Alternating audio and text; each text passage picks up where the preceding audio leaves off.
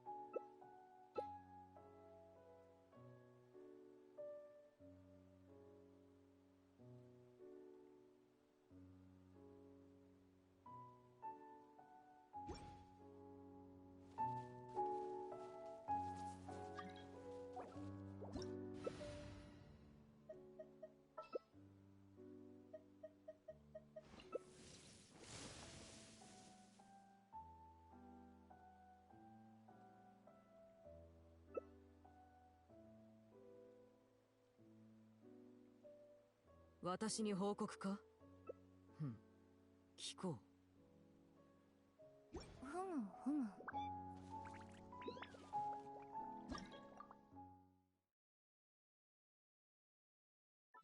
Okay, for some reason the fourth player is just not fucking accepting. I'm just like, I'm not gonna fucking waste my time on a guy who's just not gonna ever. It's like, sure, like, I mean, like, he was there supposedly before me.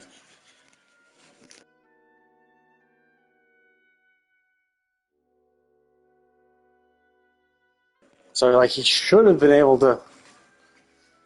So I have no clue why he was, for some reason, just not accepting the invite ever. Which is weird.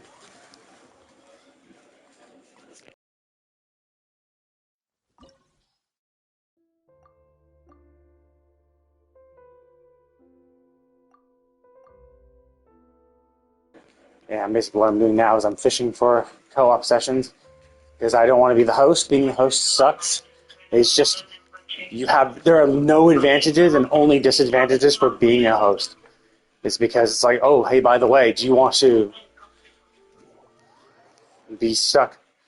I mean, I guess technically, yeah, the host could make sure that all people are moving around. Like the fact that that one guy was not ever accepting anything.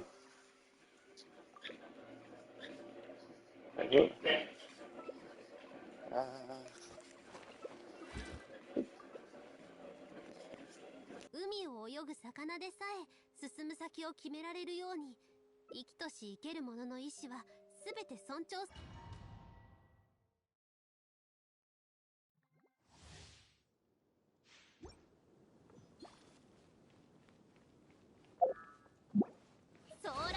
Just get my food bag all set up. It only pays because those are clients for doing estates. There is some other place where there's modern employment, we check the modern. 怖いか？それとも恐怖を抱く勇気すらない。私と打ち合うか？この燃え上がる炎のように永遠な。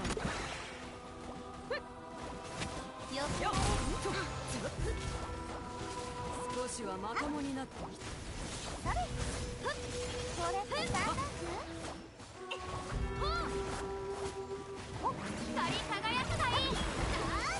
闇来た破滅の時のカウントダウン開始。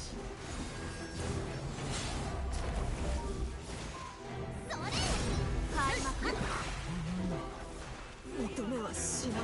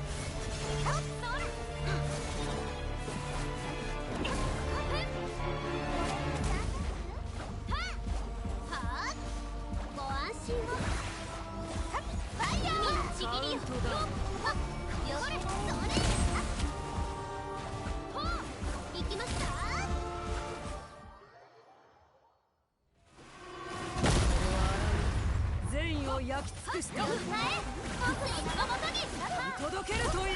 ソーランの憩いだ。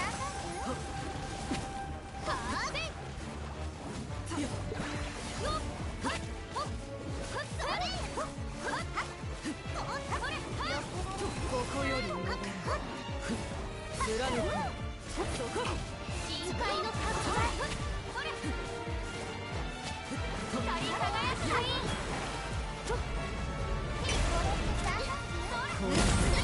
君の本心を覗けるか。いい感じ。却下する。よっ。月のように永遠なる。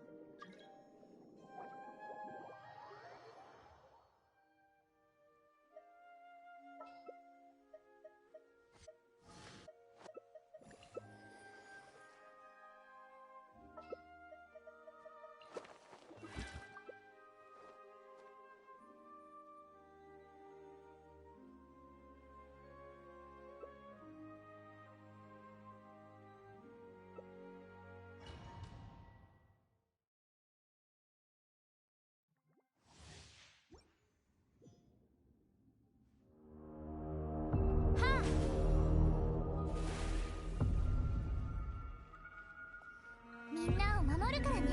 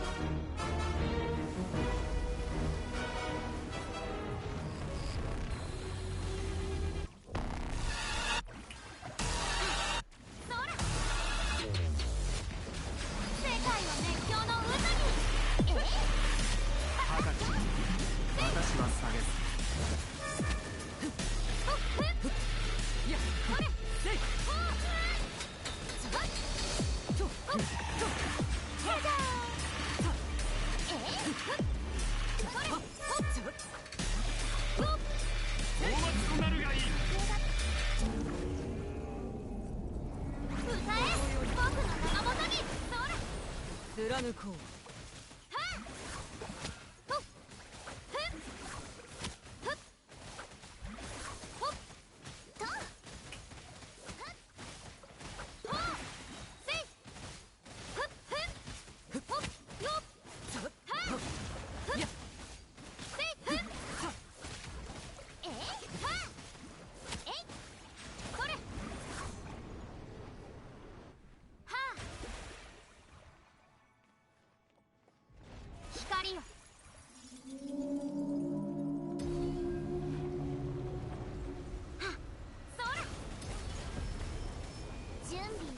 暖炉の火が消えた。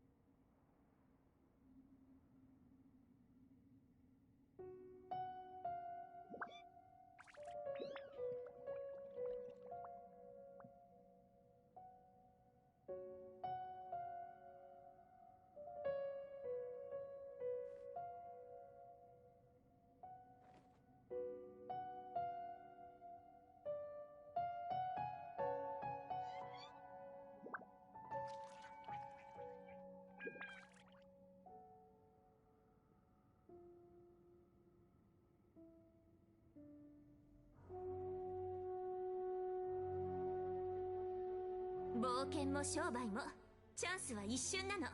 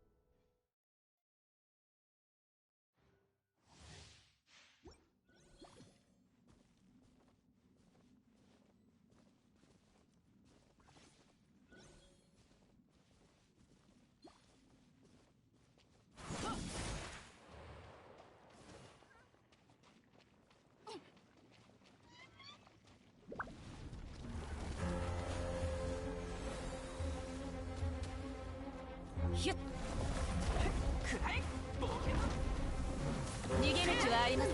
無我の境地。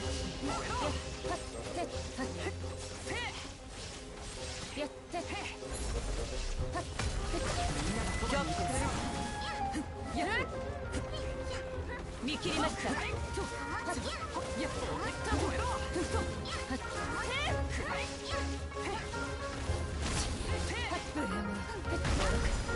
逃げ道はありません。よし、お嬢様。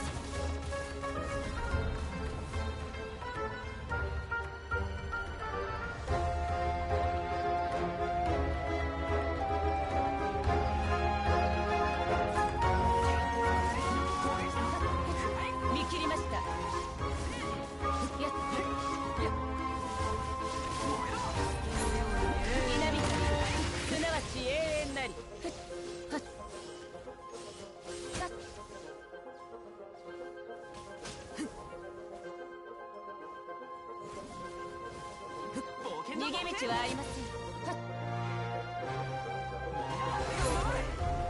ここより弱滅の時。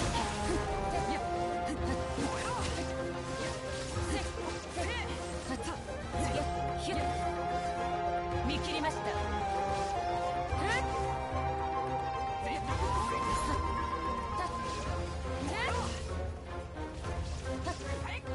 稲光、すなわち永遠なり。裁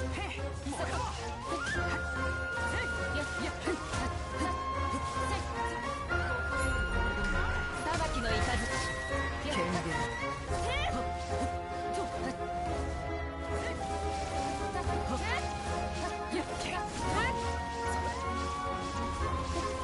逃げ道はあります。落ちる。全力攻撃だ。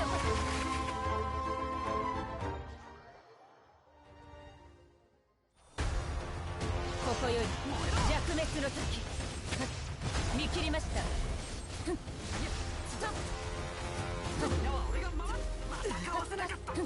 月のように永遠な。裁きの雷。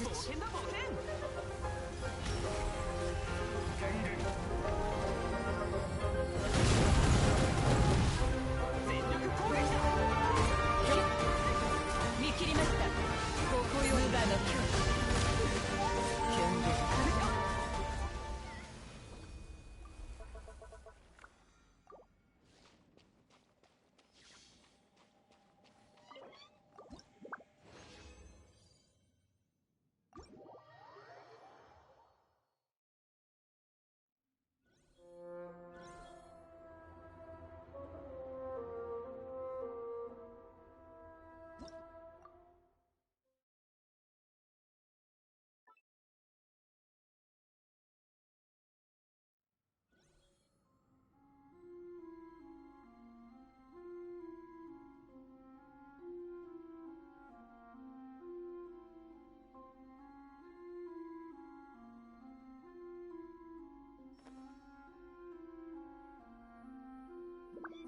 ふむ。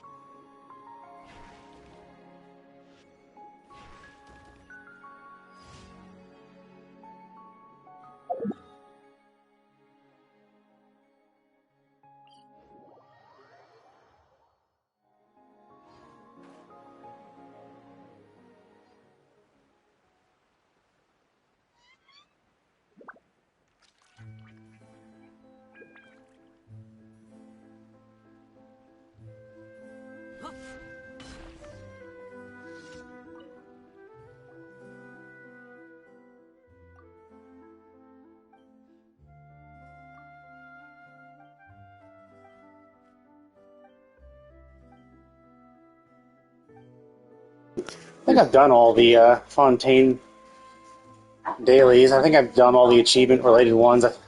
Either that, or there's just been one that's super eluded me. But I think I've gotten all the main things. At this point, I should probably switch back to Inazuma. Inazuma, I still has a few dailies that I haven't done. Well, not, like dailies. There are some achievements relating to Inazuma dailies that I just haven't been able to complete because they just absolutely screw me over. Oh, there. I'm good. How about you?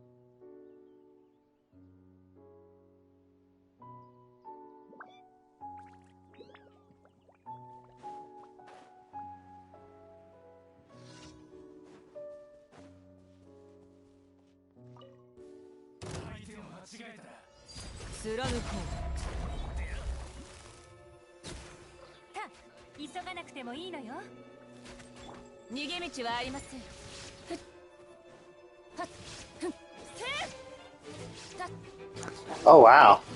So you got Boot Hill, and you have enough for One Night and Jade. That's pretty impressive. I mean, I already have. I have One Night already.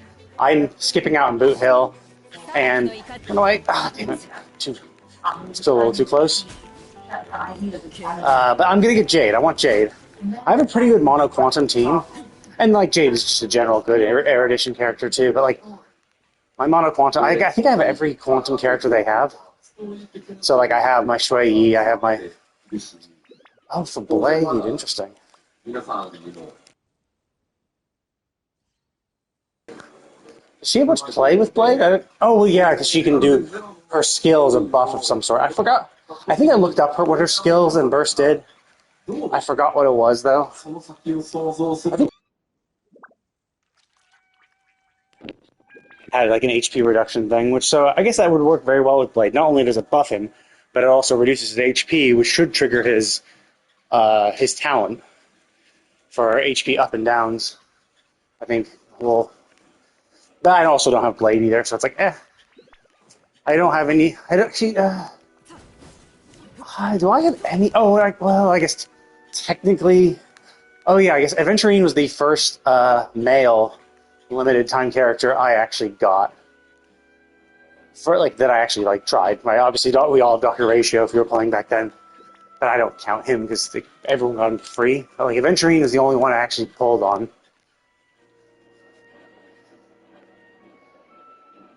Yeah. Yeah, I've been really liking Robin. Like I already had like I've already really liked Topaz. Like I got Topaz a while ago, and I didn't realize how much I would like her, but like yeah, like that's kind of why I got Aventurine and Robin. Well, Aventurine generally just because we have so few preservation characters. Like we have Japard, which I didn't have at the time, although I got him recently using the 300 selector thing. But like there's Japard, there's the Fire MC, but then now like Imaginary MC is just so much better, so it's like yeah, you might as well just leave them there. Like and then like March is kind of a weird preservation because yeah, her shield is good, but it's a single target, and like pretty much everything is multi-target. It's everything attacks in groups, so it's like that's not helpful. So yeah, and then like there's a Fushuan too. Fushuan's really good, but she's just purely about damage reduction, which is not bad, but like.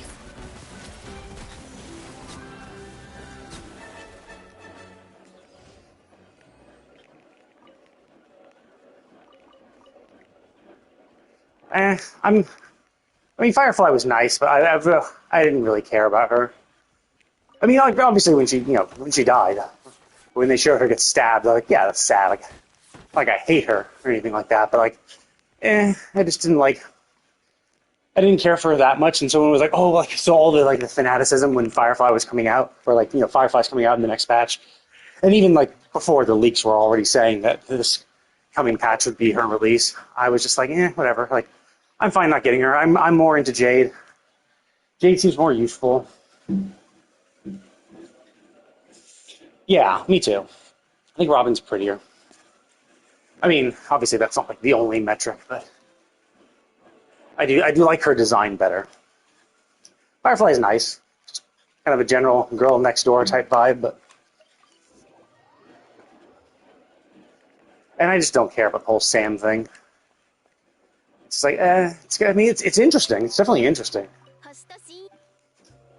but it's just kind of a weird. I mean, it's kind of a weird playstyle. Although technically, I guess Jade kind of has a weird playstyle too. Yeah.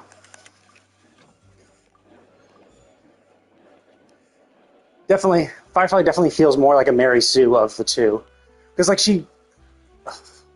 I mean, like, really, what does Firefly actually do? Right? Like, sure, she dies, she helps us with investigation, she fights Acheron, but, like, if she wasn't there, it wouldn't have mattered. Like, I mean, okay, I guess technically you could say, yes, there was that when Acheron sliced the thing, or, no, when we were confronting him in that theater, she did run away and did something. I think. Or she ran off to die again. She was doing something. I forget what she did. Like, that's kind of, I mean, that's not, like, and that's the kind of the weird, that's kind of the shit thing, right? Like we don't even know what she, like, I can't even remember what she did. Like, I remember what Boot Hill did. Boot Hill had the bullet, and he shot the bullet, and the Galaxy Rangers showed up. I remember that. I remember Firefly, and the only thing I can remember about Firefly is her hopping in Sam and blasting off somewhere. And I forget what she was going off to do. Although I mean, obviously it had something to do with, like, breaking the dream, but I'm like, I forget. Like, it was just kind of like, not particularly unique. As you said, like, yeah, Kafka could have done it. Any of the Stellaron hunters could have done it. We could have had Silverwolf pop in and do it, right? Whereas Boot Hill kind of had to do it because he's the Galaxy Ranger. Like, you need an actual Galaxy Ranger to use the Galaxy Ranger bullet, right? So, I mean, like, it's not like she's a bad character or anything. It's just, yeah, it's just not, like, as memorable. I guess her character is just not as memorable. Like, I guess there's the sad thing. It's like, oh, man, she's, like, dying, I guess. Well, I mean, you could argue that all Stellaron hunters have a bond with the Trailblazer. Not necessarily a direct one, obviously. But, like, Stellaron hunters are kind of gravitating around us because they need us to do something later. So, like, by that rationale, you could just have Elio say, yeah, we sent a Stellaron hunter to do this and that. I mean, that's kind of why Firefly's there in the first place, is because she's just the Stellaron hunter that was chosen to, step on stage and progress things. But, like, realistically, any one of them could have done it.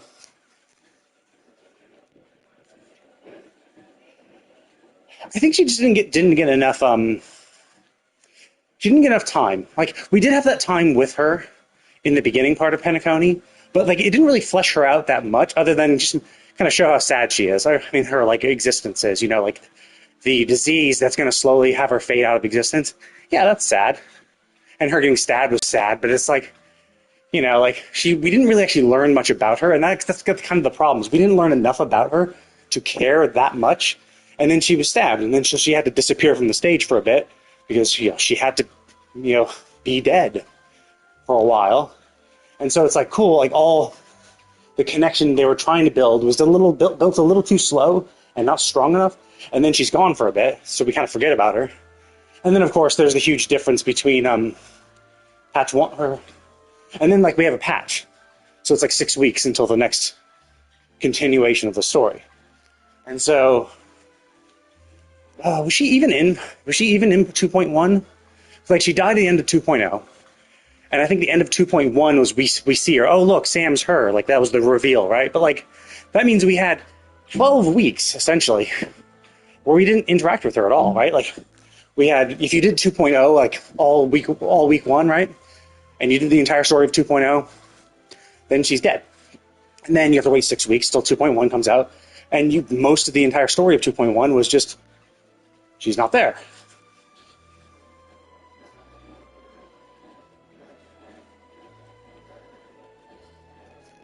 Yeah, I mean, Gallagher was I mean, really, all the characters in Penacony were really interesting. I guess, yeah, except for Firefly. Firefly is just kind of, yeah. And then, of course, that Black Swan Acheron video. So hot. But yeah, like, all of them had character, somewhat. Like, all of them had, like, a really well-defined character. And we kind of do learn a little bit more about Firefly in 2.2. Yeah. But, like, even what we learn about Firefly in 2.2 is kind of vague, right? Let's go with her driving in a car with Blade, kind of acting like... I don't know. It's like, in a world full of really unique characters, she's like, I think she might be one of the more boring ones. Like, some of the other characters are boring in and of themselves, like Misha. Misha's pretty boring, right? Like, but it's cool what he is. The reveal about Misha, about what he is really interesting, conceptually. And I guess you could argue that same thing with Firefly. Yeah, sure, you learn she's Sam. Cool, but, like, it's not really interesting conceptually, it's more just interesting because it's a kind of surprise, if you weren't paying attention to leaks. Whereas Misha was like, wow, not only is it a surprise, but... Oh, yeah. I mean, yeah. Yeah, I mean, I don't really pay attention much to the fan base, so I assume pretty much everyone's like that. I definitely do know that, yeah, there were a lot of Firefly stands out there that are just, like, super obsessed with her. It's like, okay, I get it, right? Like, and I think it's because she has that kind of girl next door vibe. It just makes her feel more relatable to people. It's like, oh, wow. A waifu that I could actually get in real life. And of course, you know, the death scene obviously is going to hit some people hard too. Like, oh yeah, she got stabbed. That's, you know, emotional. And her story is sad. Like, she's going to die, essentially. We don't even know how long she's going to live. I mean, all of us. You could say that about every person. But, like, I don't know. They haven't really talked about her time, how much, like, life she has left. Because, like, she says she's going to slowly fade out of existence, and maybe the Sam suit is there to kind of stop her from having that happen super quick. But like, are we talking like a few days, a few months? Is she going to live a few years? Like, so they kind of left it vague, and obviously they're going to leave it vague because they don't want to like, oh yeah, she's going to live for 3 weeks, and then, you know, have her be in the next like 20 patches. And you're like, well, wasn't she supposed to like go away in a few weeks? Like, why is she still?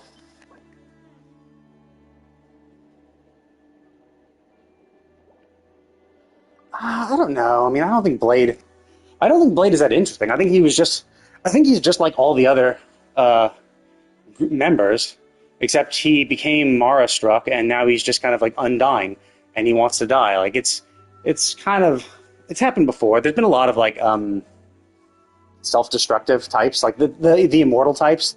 The immortal types were like, oh, I'm immortal, and they're constantly trying to kill themselves, right? Like, that's kind of a played out trope to some degree.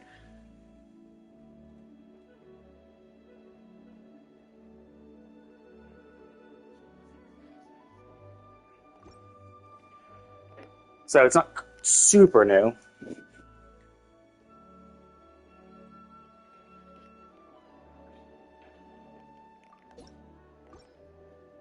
But I mean, it's still interesting. And I mean, obviously that Jingliu companion quest was super cool about her and Blade fighting.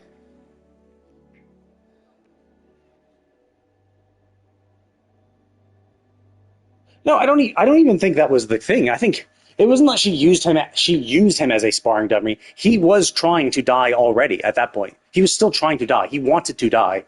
And so he essentially gave himself to her, and she was like, okay, I'll kill you. And then she tried and tried and tried, but he just kept coming back all the time. So it's like, okay, whatever. Like, I guess this is just a moot point. I think it's not like this happened and then he became like super suicidal or uncaring about death. I think he was already trying to kill himself by that point. But I can't remember. It's been a while since we did the companion quest, but I could have sworn that Because like both of them obviously got affected. And maybe she was the one who initially killed him and Mara struck him. But I forget if they ever talked about specifically how he got impacted. Like who did it. Actually, who even got both of them, really? Because like both of them got affected. But, I mean, I could see... I would say it's probably her that got him, but... Because she seems...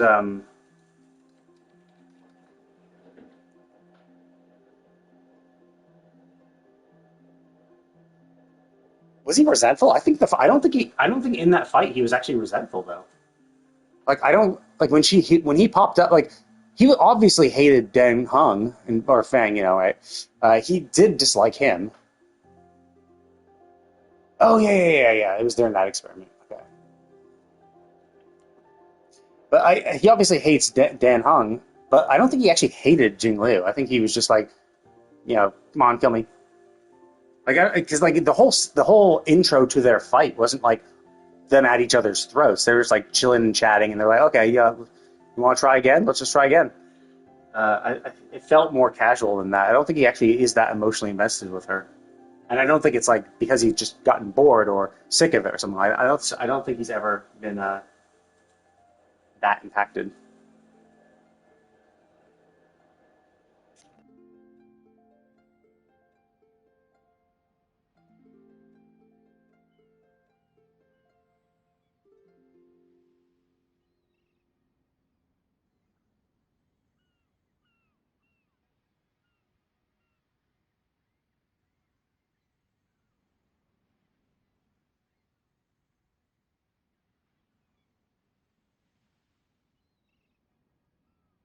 But obviously, it's hard. It's hard to say. Like, it's. Let's see, when was that companion quest? Like, Blade was. Yeah, I mean, I guess it's been like a year, right? Since maybe like 11 months or something. So it's been a while since I remember that quest. But I could have sworn it was they were relatively chill with each other because they were still hanging out. Although to be fair, I guess Dan Hung did also pop up, and they did all chill for a little bit too. So I don't know. Maybe Blade goes through moments where he's more crazy than others. Maybe he's like Jing Liu in that sense, where they can be fine for most of the time, but then they just go crazy. Yeah, I mean, well, she's always been kind of chill. I thought he was pretty chill too, but I thought he was. Because I thought it was in the quest. I thought it was him requesting her to kill him again, or try again. And so she was like, "Yeah, sure, why not?"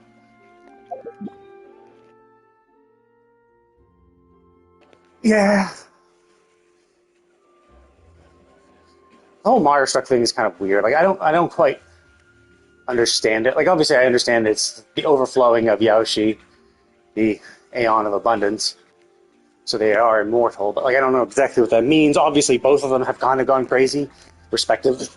Like Jing Liu has the moment when she takes off her blindfold, and Blade has his moments. And so I'm not sure how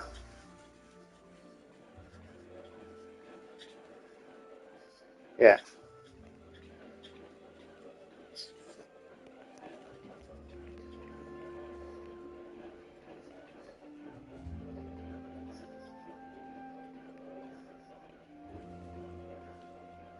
Yeah, the timeline for the reincarnation thing was a little weird from my perspective because it was like, oh, okay, so Dan Hung did the thing, essentially trying to. Well, I mean, like that's what the dragons. That's the whole point of the dragons. That's how they achieve immortality.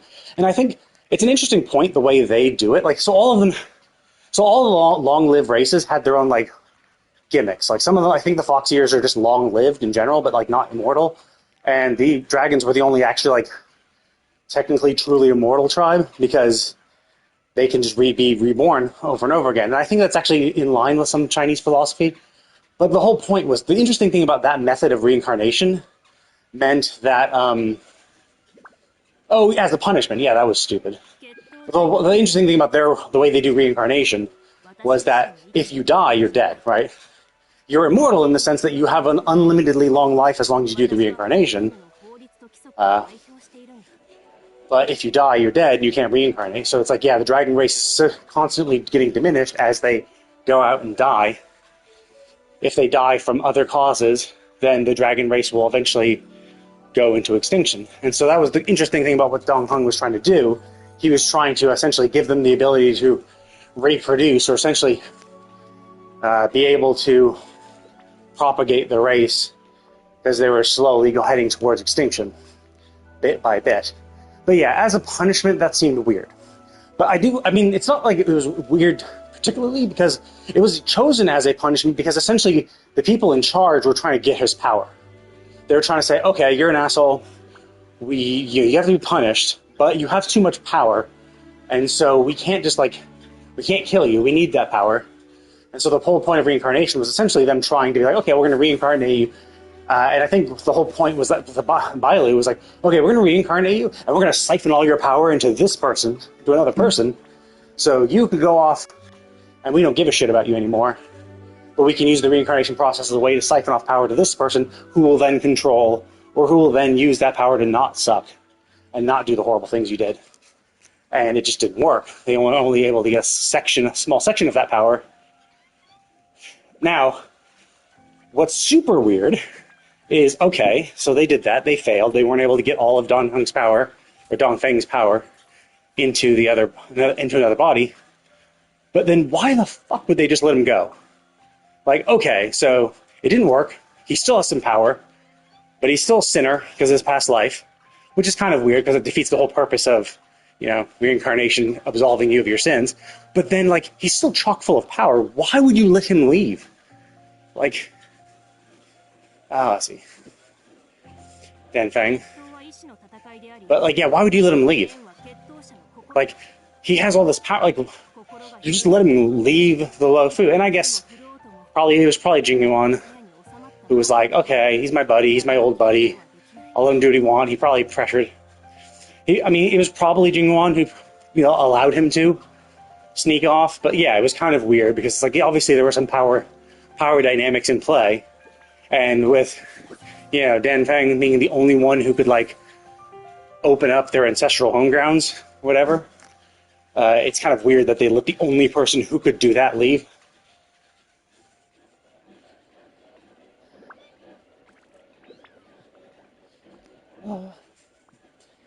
I mean, it's better than Genshin at the very least.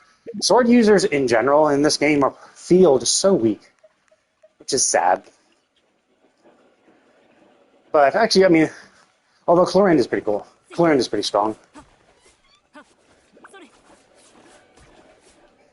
But I remember when I first started out this game, I got like Kaching. Kaching just felt so weak in early stages.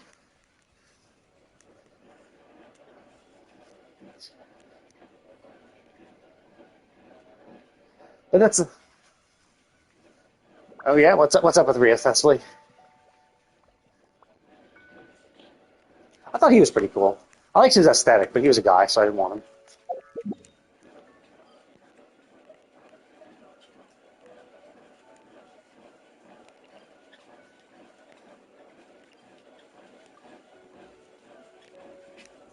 Yeah. Oh wait, I forgot to.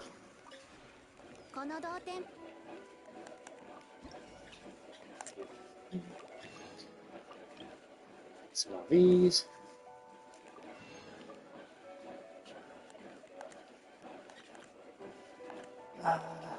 What's this?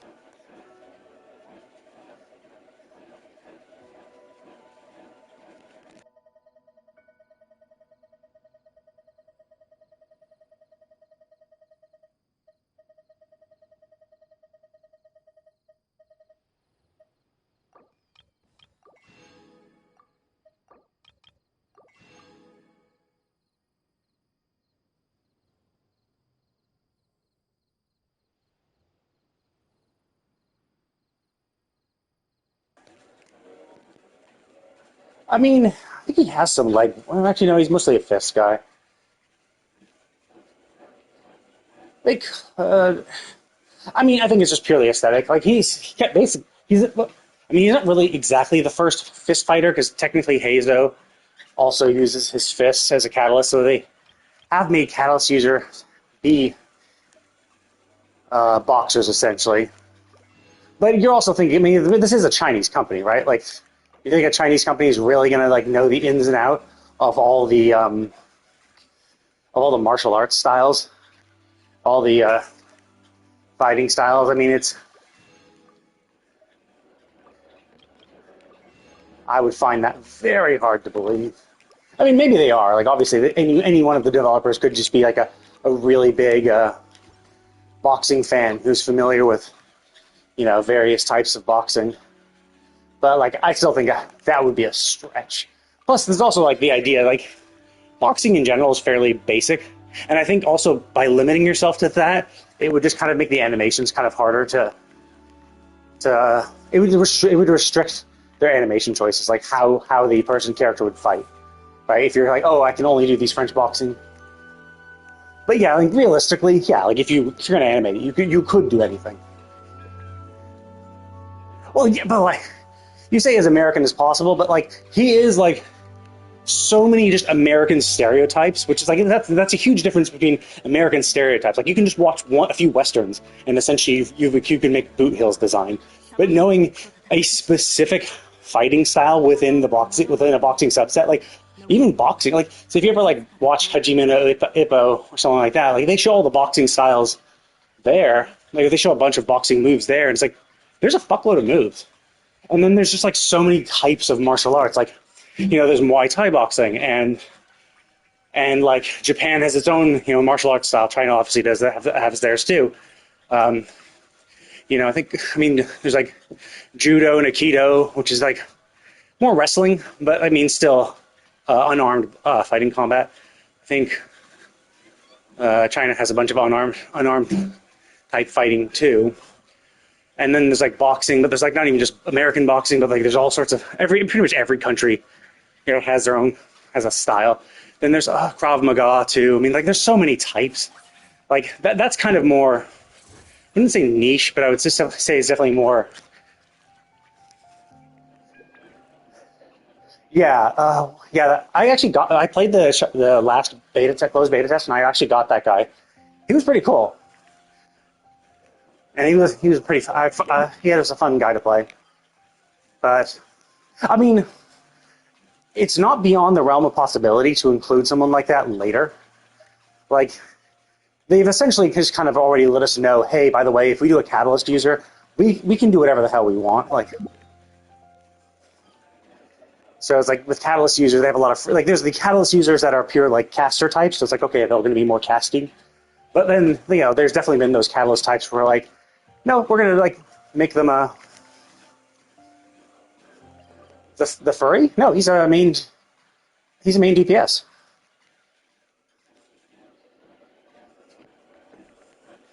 I mean, like, there are two types. I think he was like the stun type. So I guess you could say the stun type is more CC, I think. So it's more sub DPS. But essentially, as long as you're not a tank as long as you're not a tank or support, you essentially, in theory, could be a main DPS. The problem, though, which I don't like about Zenless Zone Zero, it's similar to how Honkai Impact 3rd is too, is they have the elemental resistances, and I really don't like that as a concept for games like this. Because essentially what it means is that you could love that character, and he's an ice character, but if you're fighting a boss that has a resistance to ice, you're fucked. Because it's like, yeah, great, awesome, you really like this ice character, and he's your main DPS, and you built him really well. Oh, guess what? Sorry, the weekly boss is 30% resistant to ice, so you're either going to take 2 to 3 minutes longer, or play characters you don't like, just because of the type advantage, right? So it's like, oh, they're resistant to ice but weak to fire, and even though you really like this ice guy, you could still beat it quicker with less built characters who are a fire. And I don't like that as a concept, because it just makes it feel bad for playing the character you want to play. Like, I don't mind elemental weaknesses, but I really think enemies shouldn't have resistances. Because, like, the weaknesses is like just kind of encouraging you. Come on, play fire. He's weak to fire. Go ahead. But there's no penalty for playing not fire. You just beat it quicker if you did fire. But when you introduce weaknesses and resistances, it's like, okay, we're encouraging you to do fire, and also punishing you if you like ice. Because like in Honkai Impact 3rd, my favorite team was an ice team. I had these 3 characters, really good synergized really well, but they were all ice. And so if I ever had an arena or boss or anything that was resistant to ice, it would really screw me over. And it would just mean like it would like almost double the length of the fight. It was just like not fun. Like no one likes that. And then of course the problem is it's a gacha game, right? It's not like any other RPGs where it's just like, oh, okay, like we get a variety of characters. You know, it's not like a Final Fantasy where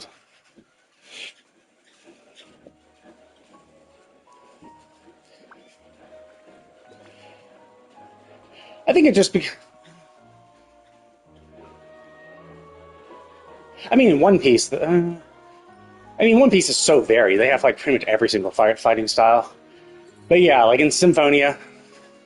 I mean, Symphonia is mostly around swords. It's swords and magic are kind of the most common tropes. Every now and then you get a fist fighter. Like I don't know if you played Tales of Legendia. Senel was a fist fighter. He did kicks too. That was kind of weird because obviously like the playstyle is slightly different than all the other sword users that have been pretty much the main characters of every other game. Sword is just so common. But it was interesting that Senel was a fist fighter. And then yeah, there was that. Yeah. I mean that was a cool thing too about the Tales of games is that there were usually a variety of playstyles with each character. Each character played slightly differently. And that you could play as any single one. Like, you could just be like, nope, this is the character I want to be in battle. And that's kind of cool.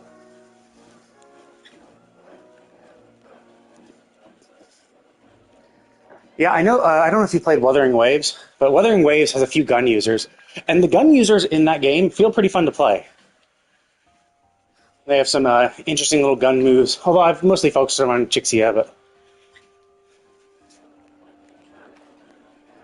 I don't even know if I have a preference for that kind of stuff.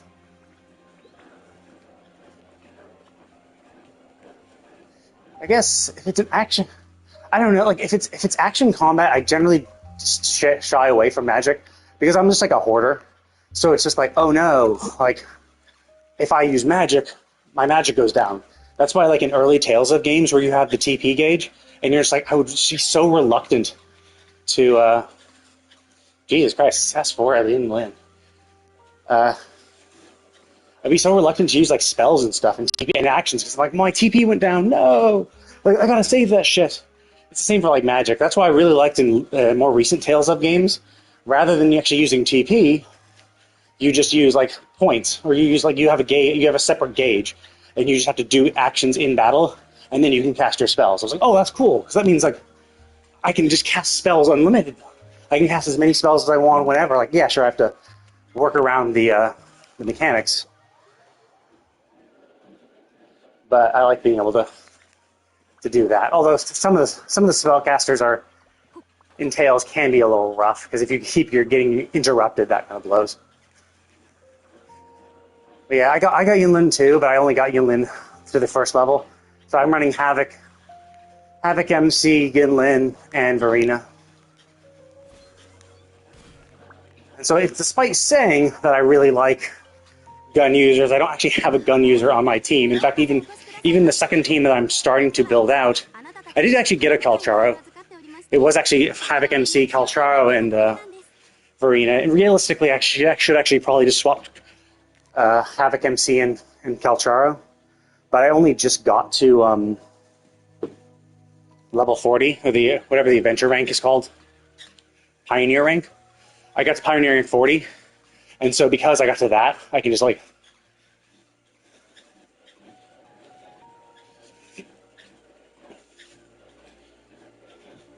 Yeah. I need to get back into Trails. Like I played the really old Trails games way back when on the PSP. And I played the other one, like there was the one with Joshua and the brown-haired twin-tail girl. I started that, but haven't actually beaten it. And then I bought the more recent ones, too. I don't know if I hate it. Like, it definitely loses some of the charm that the original ones had ages ago. Yeah, Trails in the Sky. I had that. I haven't beaten it. That was kind of okay. But yeah, the more recent ones, that like quadrilogy, I started it, but I hated the rank they gave you. So I did chapter 1 or whatever the first like mission thing was, and I was like, I got an A rank. I'm like, fuck, I hate that. I hate that. Because now I'm like, I want S rank. And so it feels like a waste if I don't get S rank. So then I have to like have a guide open while I play the chapter just to make sure I miss and getting everything. And I just don't like that playstyle. I don't like playing like that. It just ruins the fun. I can't just like lose myself in the story.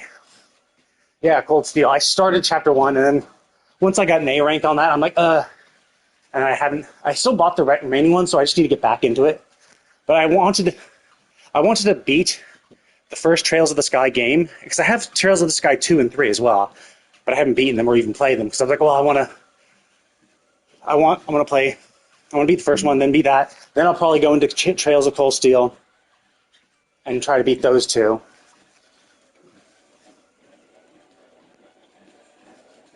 But like, there's just so many games. Like, Genshin keeps popping out with shit. Wuthering Waves just came out. I also play Final Fantasy 14 for that. Final Fantasy 14 has a new expansion at the end of the month. And all of these are just like huge time sinks. I mean, Genshin's not huge time sink because I've caught up. So essentially the only thing I have to do is the newest stuff. And as long as they don't have a new area to explore, like the amount of time it actually takes to do is pretty minimal. But like Wuthering Waves came out, and it's like, fuck, the map is huge, and there's so much to explore, and it just takes a while. Because I'm a completionist. I want to explore it all. That's kind of why like I didn't like the Trails of Cold Steel.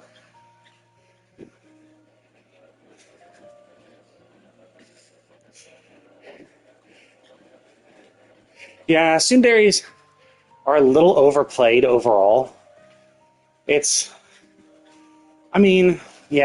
if you're used to it, or maybe it's completely new, like if you're not familiar with the anime tropes, maybe it's not as bad, but like, yeah, you've just seen so many Tsunderes, so many Kuderes, so many of these archetypes where you're just like, oh, okay, it's this.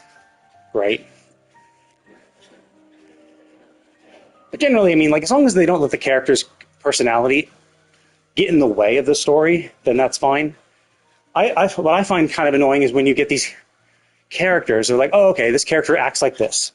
They do these things, this is how they are, and then they like write them to be stupid, right? They're like, oh, okay, you're like this person, you'll do this, you would do these things, and they're like, oh, well, we need to make the plot progress, so we're gonna have everyone be complete morons for 5 minutes, so that something really stupid can happen, and they won't react and let it happen, and now we have to handle it.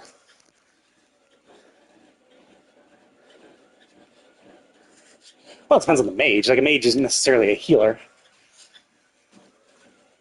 The problem is, what I don't like about the next door type mage is usually, as an archetype, as a trope, they're short-haired, and I don't like short.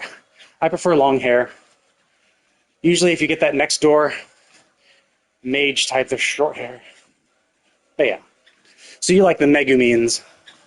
You're the Megumin camp. I'm more darkness. I don't care that she's a humongous masochist. She is super hot. And like, other than her masochism, like Darkness is, Lalatina is relatively normal. Like, just the masochism thing, you just gotta ignore that a little bit. It's like, whatever, right? But like, outside of that, she's perfectly normal, very responsible, super hot. Whereas Megumin is like, fucking crazy. Like, because of her clan. Yeah, the Red-Eyed clan is kind of, yeah. And like, Megumin's, just, the Red-Eyed clan is kind of weird in and of themselves. And I get that she's like a normal girl deep down inside, but it's just like, she's like 90% crazy, 10% normal, 10% bearable, whereas Darkness is the other way around. Her masochism is like, yeah, that's 10% kind of unbearable, right? And that obviously depends. Like, if you like masochistic women, then she's perfect. But, she's like 10% crazy and 90% normal. And it's like, yeah, clearly she's better. But,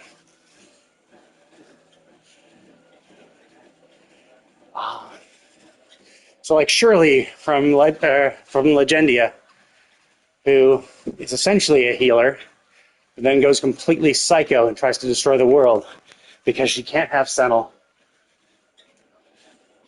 I think also Mint from the Tales of Phantasia was also kind of like that too. And Marl from Chrono Trigger. That's the kind of thing. It's like, especially with, I mean, not really especially with games, but especially with stories in general. Like, you're just going to have so many tropes. Like, there's just going to be so many things that are just like repeats of another. That's why, like, I don't care too much that they use a trope. Although I think, oh yeah, I was going back and rereading. Well, I was going back and continuing the web novel of the series, and I remember like reading it when I was younger, and it was kind of cringe because it had all these like anime tropes and shit.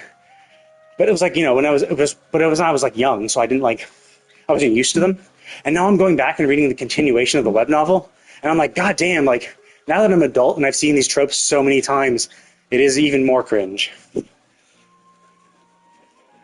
I see. Yeah, I'm not creative enough for that. Like, I can come up with ideas, but I have attention problems, so it's hard for me to like keep a consistent narrative in my head. And obviously, like, oh well, I should create an outline, do all that shit. But like, I'm just bad at it. Like, I can come up with good one-off ideas, but I have a hard time like, you know, filling in the continuity around it, and I get bored easily. So like, yeah, I'm not great at that. I think I tried to write a story, but then it ended up being like, in one chapter, I like covered so much shit because I just like was skipping from one plot point to the next, not properly setting things up. Yeah, just not one of the skills I have.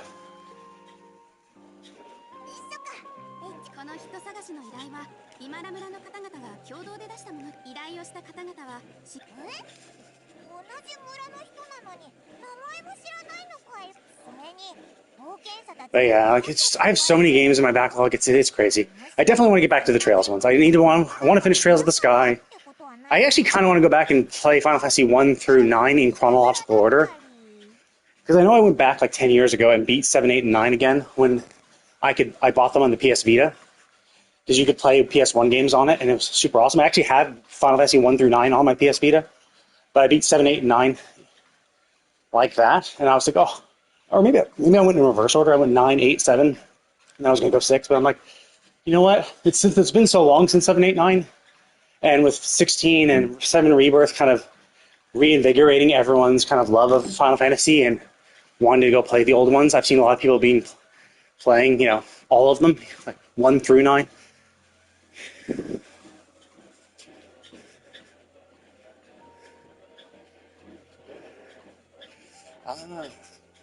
I read Rosario Vampire.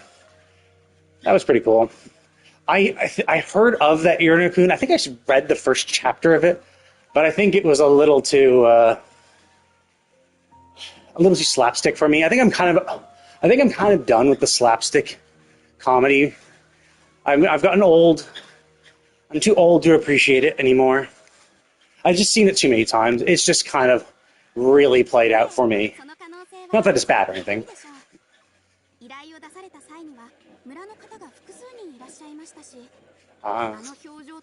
A classic. Yeah, I think generally those are better. Like, I don't know if you ever read the series Ichigo 100%. I think that was a much better way of doing it, where they just kind of focus it on just 2. Although they did introduce a 3rd one later, but even still, it was just a 3rd one, and it was introduced so late you knew that nothing was going to happen with her. But it was more like to shake up the plot. But yeah, like focusing on 2, because if you have too many, like if you have too many, it just kind of diverges too easily. It makes it unrealistic. Like, obviously, there's that one manga, maybe anime too, the guy with 100 girlfriends or something like that. I forget. Like, I really love my 100 girlfriends. I forget what the title is called, but it's a guy who is going to die if he doesn't get with his 100 girlfriends.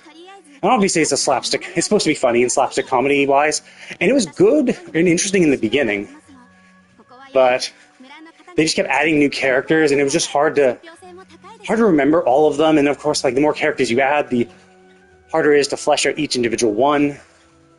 And so they end up just kind of being so,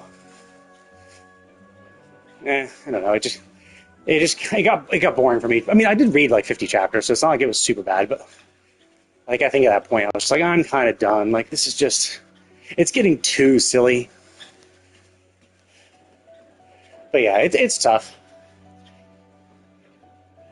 I mean, that's why, like, despite having so many tropes and so many general plots that are very, very similar, people still read new books. Why? Well, because it's not about, oh, you have these archetypes all together. It's like, well, yeah, but like, which archetypes did you select to use? How did you make them different? How did you make these characters yours? You know, how are they different from the normal archetypes? And no one is purely that archetype. I mean, maybe some of them are, obviously, but like, you know, how are they different? Okay, sure, it's going to, you know, save the world against an evil guy. Okay, well, how does the story unfold that is slightly different than the classic, you know, hero story? So even though, like, at its core, most stories are similar or follow certain general paths, it's just how you make it unique that, you know, keeps people interested. That's why I'm not like against using tropes.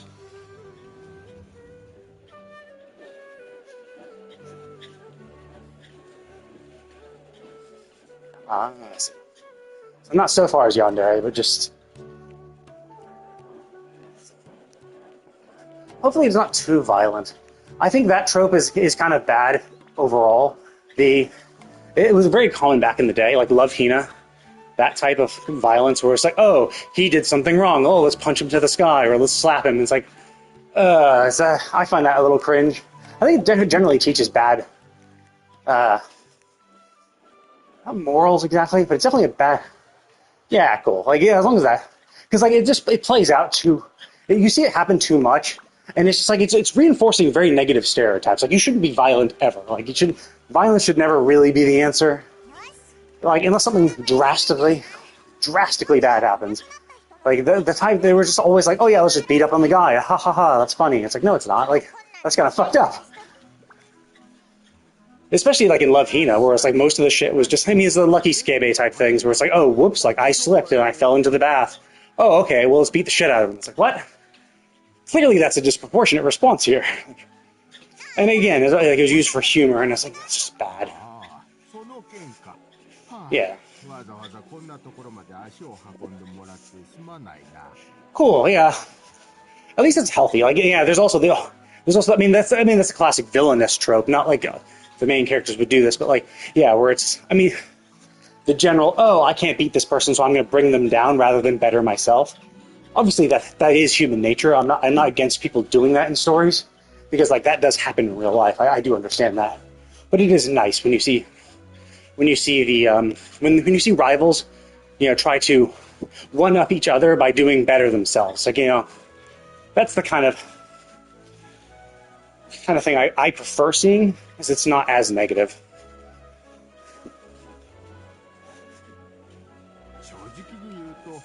I see. So she's the heiress is more of the can't read the room type,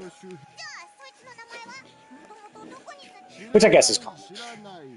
She can't empathize with the commoners. すまない。これは何もイラついてるわけじゃなくてだな。知ってることはあまりないが、それでも印象には深く残ってる。ただね、それらの具体的な内容がいずれにせよ村のみんなで。わかったよ。ああ、確かにうちに客があまりいないときはそりゃそうさ。今どっちあいつみたいに純粋な。もしかしたら。いやそれはない。確かにそうだな。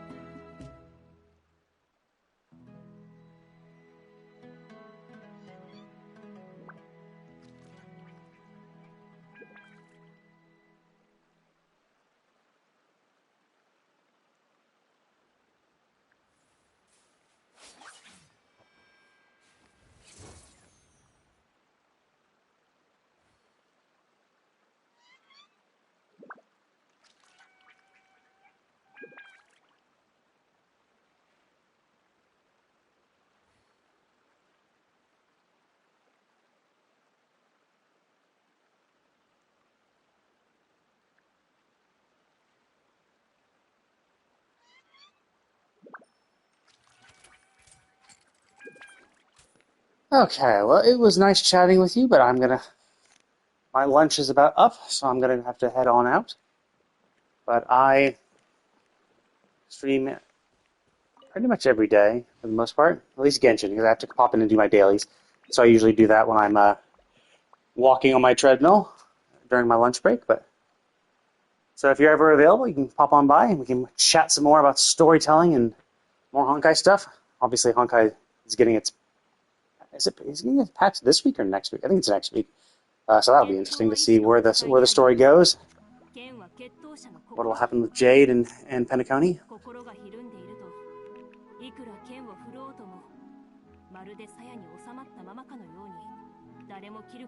Thank you all for watching. I will see you all next time.